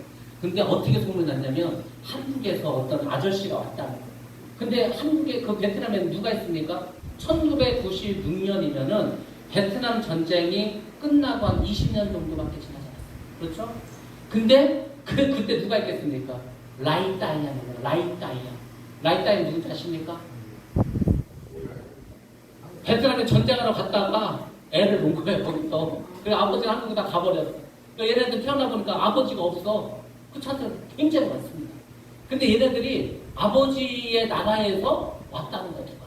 그러니까 이제 이 선교사님을 통해서 아버지의 저걸 느끼는 거예요. 얘네들이 와가지고. 그렇잖아. 한국 아저씨 본 적이 없잖아. 얘네들이 태어나서. 그러니까 아버지처럼 생각하고 오는 거예요. 와가지고 이제 한국말도 가르치고, 슬근슬근 이제 성경도 가르치고, 찬양은 뭐 노래니까 모르지 않습니까? 그래서 막 이게 사람들이 몰려들었어요. 30명, 40명, 50명. 그러니까 이제 어떻게 밥을 해줘야 될 거 아닙니까? 밥을 해주고. 그래서 여기가 이제 사람이 모이고, 그러다 이제 한국의 큰 교회 목사님이 그걸 아셔가지고 그 교회에서 후원해서 막 이렇게 신학교를 짓고 이렇게 하게 된 겁니다. 그러니까 하나님께서 처음에는 아무것도 아니었어요. 근데 이렇게 역사를 하셔가지고 일을 진행해 나가는 겁니다. 그러니까 하나님이 하시는 것은 우리가 아무도 알 수가 없습니다. 근데 중요한 거는 의심하지 않는 거예요. 믿음을 가지고 하나님이 역사하신다는 그 믿음, 의심치 않고 하면은 반드시 그 사람 하나님 사용하십니다. 역사해 주십니다. 그래서 이렇게 뭐 신학교가 커지고 많은 사람들이 와서 예수 믿고 그 사람들이 목사가 돼서 자기 동네 가서 교회를 건축하니까 크게 베트남에 부흥하지 않았습니까? 그래서 이런 일들이 뭐 이렇게 다 낮아버렸어. 2014년에 그래서 이제 눕혀놨으니까 어떻게 하면 제가 좀 밥을 먹게 될 거 아니니까 제가 이제 뭐가 특기가 하나 있으면 뭐냐면은 요리를 좀 합니다. 이제 뭐 김밥 같은 거 안 할 때 같이 도와주고 했습니다. 그래서 이제 집회가 끝나고 이제 애찬의 시간을 가질 때 이렇게 이제 모여서 했습니다. 첫 번째가 떡볶이, 그 다음에 김밥, 그 다음에 잡채, 그 옆에 이제 뭐 오이도 사서 오이도 무치고 하여튼 뭐 여러 가지 했습니다. 하루 종일 했으니까. 그래서 이제 요리를 해가지고 이제 학생들이 줄 서서 이렇게 먹었습니다. 첫 해는 이렇게 했었고, 그 다음에 그런 학교에서 너무 이렇게 힘들고 어려우니까 하지 말라고. 그래서 그 다음에는 어떻게 했냐면은 오늘 우리 점심처럼 식당에다가 이제 전화를 해가지고 불러서 이제 밖에 나가서 저렇게 이제 쫙 깔아놓고 먹었습니다. 그러니까 이게 이 곳간에서 정든다고 우리가 같이 예배를 드리고 뭐 하면 꼭 애찬을 해야 됩니다. 이 애찬은 기독교 문화에서 굉장히 중요합니다. 그렇지 않습니까? 옛날 초대교회는 뭐 했습니까? 밖에 나가서 일을 해. 일 끝나면 옵니다. 교회 와. 교회 와서 뭐 합니까? 떡을 나누고 포도주를 나누고 맨날 애찬하지 않았습니까? 그게 그 친교 코이노니아가 굉장히 중요합니다. 그래서 제가 아까 말씀드렸습니다. 우리 교회는 밥을 먹는다. 그 밥을 먹는 이유가 특별한 게 아니고, 물론 밥하기 귀찮죠. 설거지도 해야 되고 준비해야 되고 그렇지만 그 성도들이 같이 밥을 먹고 애찬하는 것은 우리 신앙생활에서 굉장히 중요한 요소입니다. 그래서 항상 이제 집회를 하면은 밥을 먹고 이제 이렇게 해서 뭐 음식을 다양하게 사다 놓고 그렇게 합니다. 그 다음에 이제 교회 개척에 대해서 지금 간단히 말씀드리고 끝내도록 하겠습니다. 이 교회를 뭐 이제 개척하는데 이 굉장히 재밌죠. 여기 저는 처음에 송해인 줄 알았어요. 송해. 이게 송해처럼 생겨가지고, 근데 이 사람을 무시하면 안 되는데 이 사람이 창족의 황태자입니다. 그 추장이 아들이에요, 쉽게 말해서. 그래서 이 사람이 목사가 되면 어떤 일이 벌어지는지 아시는 이 부족은 다 기독교니까. 그 소수부족 신학교의 그 매력이 뭐냐면, 거기서 하여튼 무슨 뭐 추장이 왔어. 그러면 그 사람이 예수 믿으면 그 부족은 그냥 전부 다 무조건 예수 믿는 거야, 그냥. 그래서 이 참족의 황태자가 와서 목사를 받고 목사가 되었습니다. 자, 이제 시골에 있는 교회들인데 이 교회를 이렇게 건축을 했습니다. 그래서 한국 교회에서 이제 보내줘서 하는데, 베트남은 이제 건물을 보통 한 2, 3천이면 교회를 짓습니다. 왜 그러냐면, 일단 땅은 교회에 부지를 제공합니다. 뭐 땅값 싸니까. 두 번째, 건축비가 쌉니다. 그 이유는 인건비가 일단 무지 싸. 그리고 정말 중요한 거, 왜 싼지 아십니까? 베트남의 건축비가 난방을 하는. 우리나라는 건물을 지으려면 속에다가 찬바람 안 들어오게 뭘 다 집어넣지 않습니까? 그게 비싼 건 사실은. 저기는요, 브로크만 싸면 돼. 그냥 바닥을 공구리 쳐서 평평하게 하고 브로크를 쌓아 올리고 지붕만 철근 넣어가지고 이렇게 해서 이제 그 기아도 아니죠. 그냥 이렇게 올리면 해. 그렇게 올려가지고 강대상을 만들면 교회가 저렇게 직사각형으로 뚝딱 하고 나옵니다. 그러니까 금방 짓고 한 뭐 3천만 원이면, 그래서 보통 저 교회를 한 50개 이상 져준 게 뭐냐면, 한국에서 이제 뭐 서울이라는데 좀 돈 있는 분들은 칠순을 맞아요. 칠순 기념 제일 많아. 칠순이 된다는 게 아니라 칠순인데 그래도 하나님에서 뭐 좋은 일 할 수 있을 게 뭘까? 한국에서 3천만 원 갖고 교회를 건축할 수 있습니까? 못합니다. 못해. 근데 저기는 3천만 원이면 할 수 있어. 그래서 뭐 칠순 기념으로 이렇게 많이 교회를 져줬습니다. 그래서 50개 이상을 전국적으로 교회를 건축했고, 이 교회도 마찬가지. 이 교회는 미국에서 사실 이 돈을 줘서 이 교회를 졌고, 이 서서 찬양하는 그 목사님이요, 담임 목사님인데, 그 우리 베트남 신학교 1회 졸업생과 2회 졸업생의 특징이 있다면 전부 다 전과자라는 겁니다. 왜냐면 저 당시에는 예수를 믿는 건 상관이 없는데 예수를 전하면은 종교법 위반으로 3년 정도 감옥을 갔다 와야 됩니다. 그래서 저 당시에는 법이 그랬기 때문에 1회 졸업생과 2회 졸업생들은 기본적으로 감옥을 다 갔다 와야 돼. 일단 목사가 되려면. 그런 시절이었습니다. 그래도 목사를 하니까 지금 뭐 미국에서 저 교회는 굉장히 잘 됐습니다. 미국에서 한 100달러가 100만 달러 줘가지고 10억이 넘지 않습니까? 굉장히 교회를 크고 잘 졌습니다. 자, 이제 여기 이제 그 마지막 쪽인데, 여기 보시면은 일단 그 두 명의 남자가 나오죠. 예, 한 명은 누굽니까? 한 명은 이제 까만 옷 앉아있는 총각은 저고요. 그리고 그 아기를 안고 있는 그 애 아빠는 우리 제자입니다. 제자. 이 집이 중요한 이유는, 이 집은 아마 베트남 기독교 중에서 가장 복받은 사람일 것입니다. 자, 일단 할아버지부터 시작하겠습니다. 저 할아버지가, 우리가 이제 여기가 이제 그 아까 말했던 건소라는 곳입니다. 왜 그 수상 그 시장 열리는 곳. 여기가 우리나라 치면은 전라도입니다. 전라도. 그러니까 뭐 여기는 쌀만 잘 되는 게 아니고 과일도 엄청나게 많고요. 그래서 먹을 게 엄청 풍부한, 농사가 얼마나 잘 되겠습니까? 베트남 제일 남쪽에 큰 강에 그 메콩강에 하루인데, 그러니까 뭐 땅도 비옥하고 농사가 엄청 잘 돼요. 그래서 여기는 베트남 공산 땅에 쳐들어올 때 호치민보다도 먼저 뺏은 곳이 이곳입니다. 왜냐면 여기 곡창 지대니까. 그래서 이곳이 이제 공산화가 일찍 됐는데, 이 할아버지가 젊었을 때 예수 믿었는데 이 나라가 공산화 돼버렸어. 근데도 이분이요, 공산당하고 타협하지 않고 믿음을 버리지 않았어요. 그래서 이분이 이 건터 지역의 영적인 지도자입니다. 저 할아버지가. 저 할아버지는 새벽 1, 2시에 일어나서 기도를 하신다. 저희가 새벽 5시에 이 집을 딱 갔거든요. 근데 할아버지 갑자기 눈썹이 허해가지고 신선이잖아 처음에. 방에서 싹 나 소리도 없이. 근데 이분 다 만지작 하는 게 그러니까 저분이 이제 아침 그 새벽 1시에 일어나서 기도를 하는데 하나님 그랬다. 너희 집에 오늘 귀인들이 올 거라. 귀인들. 그러니까 하나님의 종이 올 거라 그랬다. 그래서 정말 저희가 갔습니다. 그래서 이제 얘기를 쭉 하는데 저분이 하여튼 영적인 지도자. 저 가문에 어떻게 이제 복을 받았냐면 저 할아버지의 아들이 일단 목사님이 됐습니다. 우리 신학교 와가지고 목사가 됐고 그 다음에 저 할아버지의 손주가 애아빠 떤입니다. 떤 목사인데 저 떤은 보시기 바랍니다. 그 베트남 사람도 생겼습니까? 아니요. 그 완전 오렌지족입니다. 집도 부자고 잘생기고 오토바이도 남들은 그 탱크 막 그런 거 샀는데 50만 원짜리 끌는데 저는 막 몇백만 원짜리 막 1000만 원짜리 막 끌고 다니고 인기도 많았습니다. 노래도 잘합니다. 설교도 잘합니다. 근데 신학교 2학년 때 자기는 신학교가 안 맞는다고 그만두려고 했어요.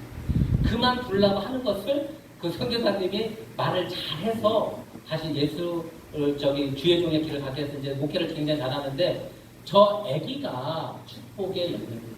저 아기가 얼마나 이쁜지 몰라. 세상에 어떻게 딸인데 이뻐도 저렇게 예쁠까 막 한국에서 저렇게 이쁜 얘기가 봤는데 아기가 너무 이쁜 거여서 이 아기가 도대체 어떻게 되는지 했더니 저 떤 전도사의 부인이 역시 동기 우리 신학교 이제 그 전도사였어요. 결혼을 했어요. 아들을 낳습니다. 아들이 한 6살인가 됐어요. 6살일 때 저 아기를 임신을 했습니다.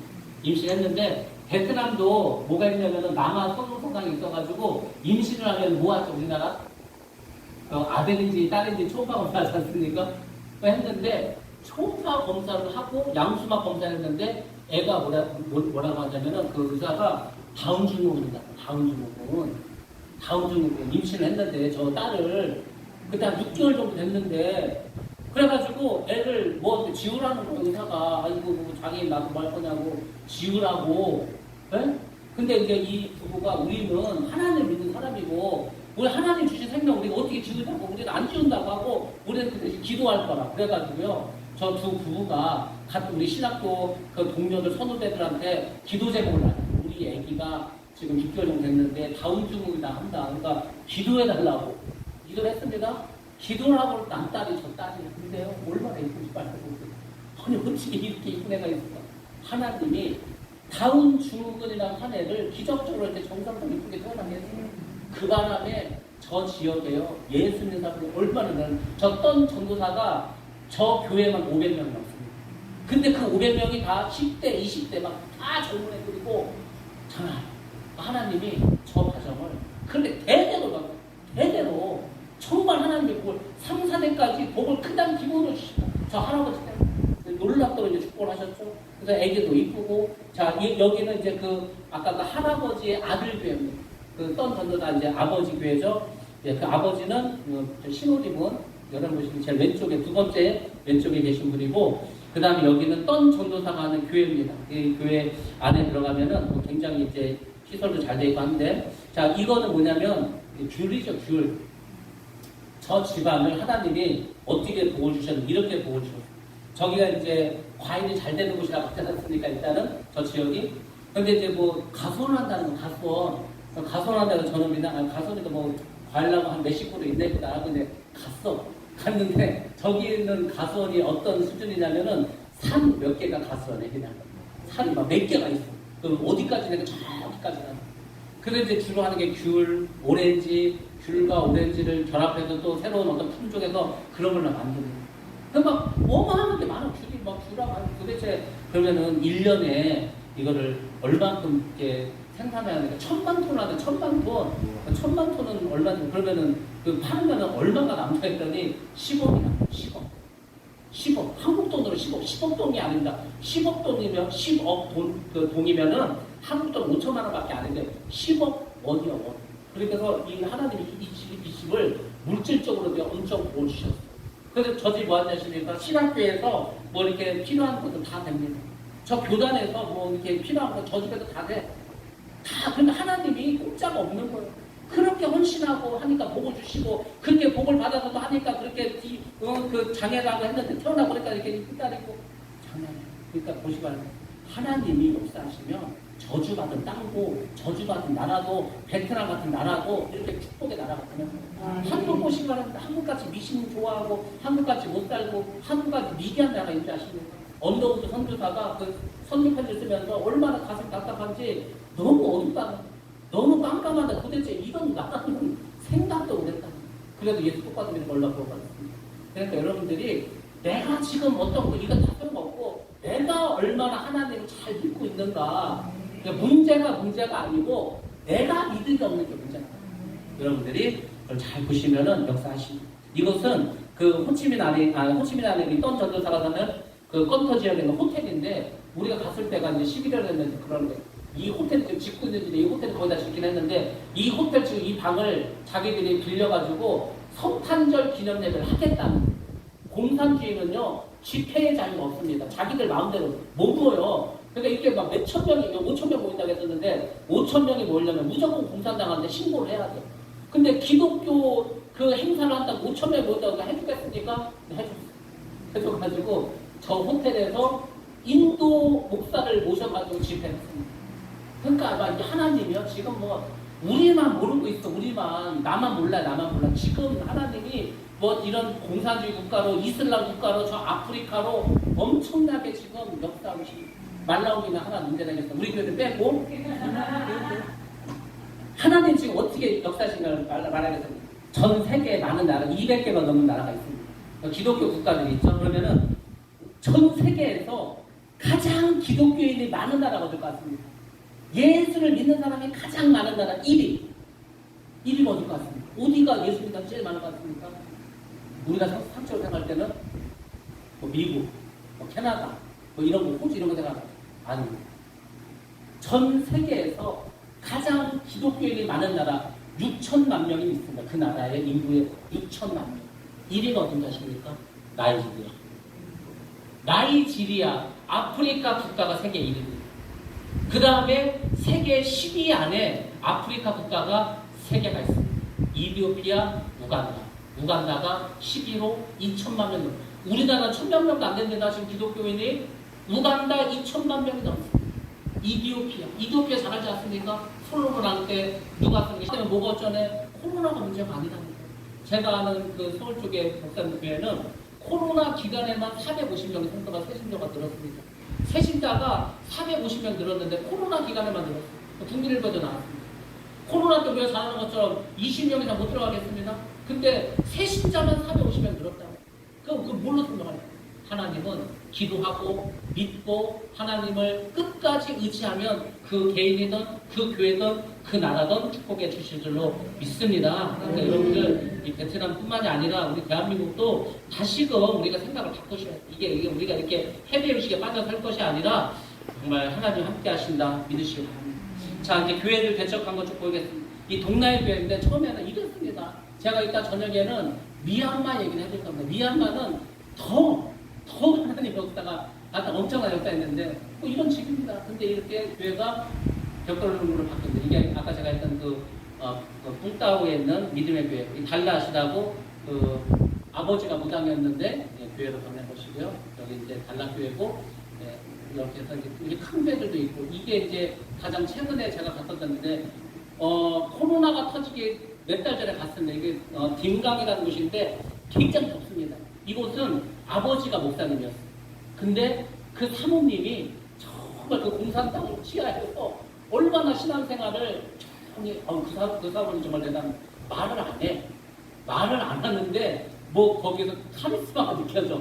웃기만 하는데 그냥 미소만 띄는데 두 아들이 이 목사들이 이 교회를 섬깁니다. 근데 저거를 저 가운데 계신 여자 목사님이 저거를 헌금을 해서 지은 거예요. 그래서 이제 우리가 이제 하나님께 봉헌 예배 드리면서 이제 저 목사님이 한국에 들어오셔서 했는데 하여튼 이렇게 해서 이제 교회를 건축을 하고 저도 가서 이제 축사를 하고 이렇게 했습니다. 아무튼 하나님께서는 우리에게 가라고 하십니다.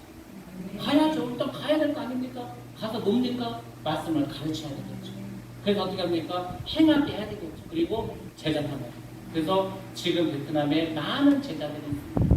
그 제자들이 또 다른 제자를 낳고 그 베트남이 또 다른 나라로 가고 그래서 그 제자는 끊임없이 늘어나서 결국 땅끝까지 복음이 전파될 것입니다. 그리고 그때 우리 구주 예수 그리스도가 다시 오실 줄로 믿습니다. 여러분들 믿음을 가지시고 정말 하나님이 정말 좋으신 하나님, 우리와 함께 하실 뿐만 아니라 지금도 역사하시는 하나님, 살아서 우리와 동행하시는 하나님을 믿으시고 날마다 여러분들 은혜 가운데 사시기 바랍니다. 우리가 날씨가 덥다, 세상에 살기 어려졌다, 거기에 우리가 자꾸 속지 마시고, 아무것도 아닙니다. 그런 거는 아무것도 안 해요. 우리 솔직히 옛날에 훨씬 힘들었습니다. 훨씬 옛날에 힘들지 않았습니까? 지금 대한민국이 지금보다 잘 산 적이 있었습니다. 솔직히 잘 삽니다. 우리나라. 제가 깜짝 놀란 게 뭐냐면 유럽 사람들이 한국에 와서 깜짝 놀라요. 유럽 사람, 영국 사람 몰라고, 미국 사람 몰라고 이렇게 좋냐. 한국 사람들이 저기 유럽에 가서 뭐 이렇게 프로를 하나 했습니다. TV 프로를. 근데 웃긴 게 뭐냐면은 그 유럽 사람들은 시골 사람 같아. 저기 어디 수진국 사람 같아. 우리나라 사람은 선족 사람 같아. 아니 불과 몇 년 전만 하더라도 우리가 유럽 사람 하면 다 우리보다 높이 보지 않았습니까? 그 유럽 사람들이 우리보다 못해 보여. 실제로 그렇습니다. 우리가 훨씬 더 잘삽니다. 여러분들 믿음을 끝까지 잃어버리지 마시고 믿음을 붙잡고 나가시기 바랍니다. 우리 구주 예수 의지하니 찬양 드리시고 기도하고 마치도록 하겠습니다.